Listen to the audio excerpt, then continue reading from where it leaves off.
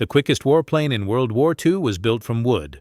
When the Mosquito first screamed through Europe's skies, shocked German aviators called headquarters, certain they were seeing some top-secret American weapon. What those amazed pilots witnessed revealed a harsh reality. This so-called timber miracle, assembled in cabinet shops using everyday materials and called Freeman's foolish dream, could outfly, outmaneuver, and outsmart its steel competitors without carrying even one defensive weapon. Britain's Air Ministry almost destroyed the project multiple times.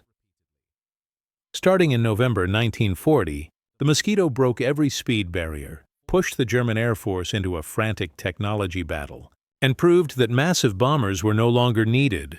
What transformed a defenseless wooden test plane into an aircraft that changed all the rules? And what price did they pay for betting everything on pure velocity?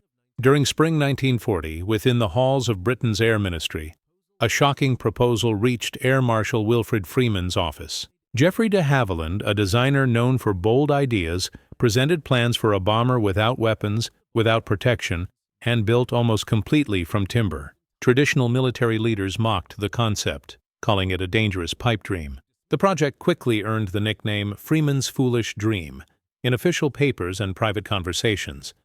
Documents from May and June show the growing pressure. Lord Beaverbrook, who controlled aircraft manufacturing, demanded that resources go to proven metal bombers instead.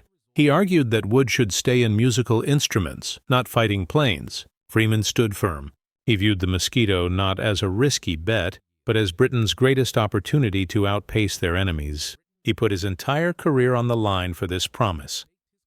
Letters between Freeman and de Havilland reveal a partnership built on urgency and danger. Both men knew that one wrong move could destroy them. By December, after intense arguments and countless negative reviews, Freeman pushed through the first order for 150 Mosquitoes before a single combat test had occurred. This decision shocked everyone at the Air Ministry. Speed and bold thinking had finally beaten old rules and established ways. The Wooden Wonder's future now depended on whether it could deliver more than just wishful thinking. On a freezing November morning in 1940, the Mosquito test model rose from Hatfield Airstrip. Its dual Merlin engine screamed to life. The frame, crafted from layers of spruce and balsa wood, sailed through the sky with grace that metal planes couldn't achieve. Special boat varnish protected the inside, keeping out dampness and decay. This small touch proved essential for surviving Europe's wet weather. Test pilot Geoffrey de Havilland Jr. drove the plane to its breaking point, recording speeds that even beat the famous Spitfire. The Mosquito hit more than 380 mph during its first real trials, leaving the small group of engineers and Royal Air Force officers watching from below completely amazed. The treated fabric covering gleamed in the winter sunlight, showing that timber could be shaped into a fighter and still beat steel. These impressive results reached the Air Ministry in just days. Even without guns or armor plating, the Mosquito's incredible performance wiped away all doubts. By September 1941, the RAF officially approved it for battle, and factories across Britain's woodworking industries began mass production. The original order for 150 planes, placed months before the test model ever left the ground, suddenly seemed like brilliant planning rather than a wild guess. Every new Mosquito that came off the assembly line bore the fingerprints of hundreds of skilled workers, furniture craftsmen, piano makers, and carriage builders, all working in secrecy to transform an unlikely dream into a weapon that could win the war. The evidence now soared through the clouds, and the world's fastest bomber was prepared for battle. Inside a Mosquito's cockpit, the tiniest error could mean death. Pilots nicknamed it a high-strung racehorse, a machine that required total concentration.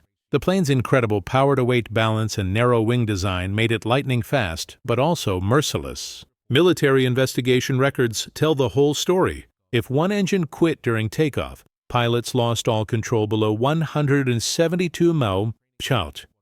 That deadly number became legendary in training centers and squadron meetings. Only the most skilled and disciplined crews earned permission to fly Mosquitoes in combat missions, and the RAF's selection process was brutal. One mental slip, a moment's delay on the controls, and the aircraft would spin wildly out of control. Military historian Bill Sweetman explained it perfectly.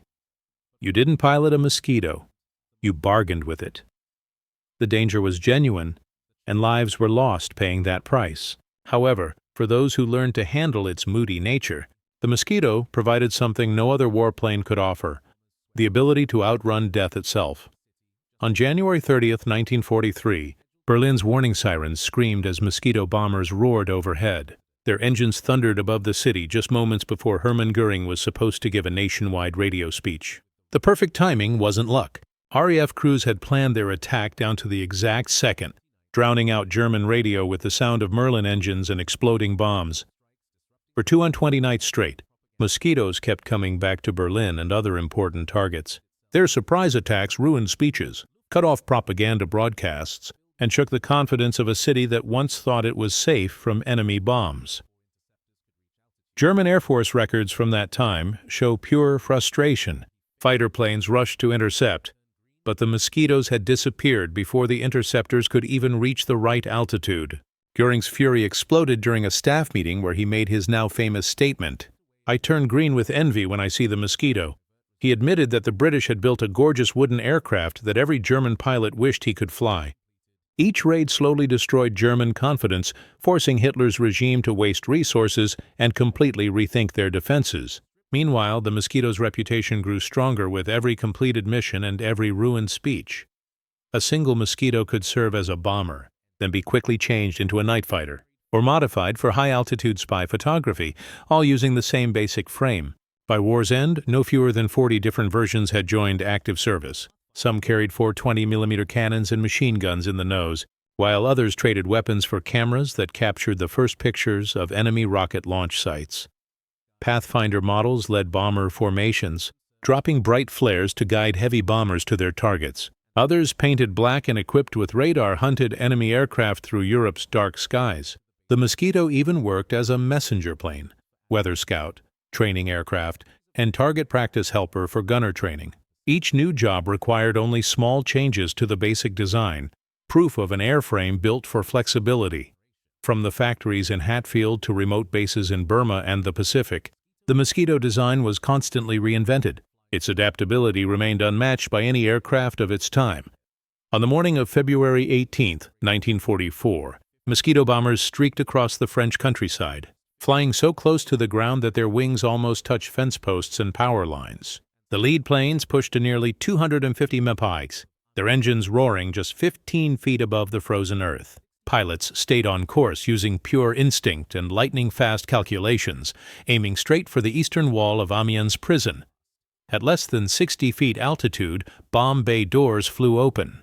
2 500-pound bombs fell free, their timed fuses counting down as the Mosquitoes thundered past. Stone and concrete exploded in a massive cloud of debris and snow, blasting a hole more than 60 feet wide through the prison wall. Within seconds, the crews turned sharply and raced away before the shockwave could reach them.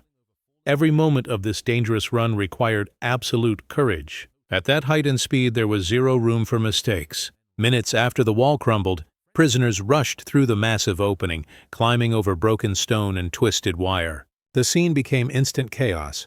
Voices shouted across the destroyed courtyard as men ran toward freedom. French resistance fighters, political prisoners, and regular criminals all dashed into the snow. Some disappeared into the surrounding countryside, while others were shot down or caught again within sight of the prison. Official reports recorded 255 escapes that day, a number confirmed by both British intelligence and French records after the war ended. Most who broke free were captured again in the following hours, but nearly 80 managed to avoid the manhunt, sneaking past German patrols with help from local supporters. The guard building, hit directly by a bomb, was left as a smoking pile of rubble. About 50 guards were killed or injured in the explosion, leaving the remaining prison staff unable to restore control. For those who escaped, the Mosquito's daring low-altitude pass meant a second chance at life, however brief, purchased at the very edge of disaster.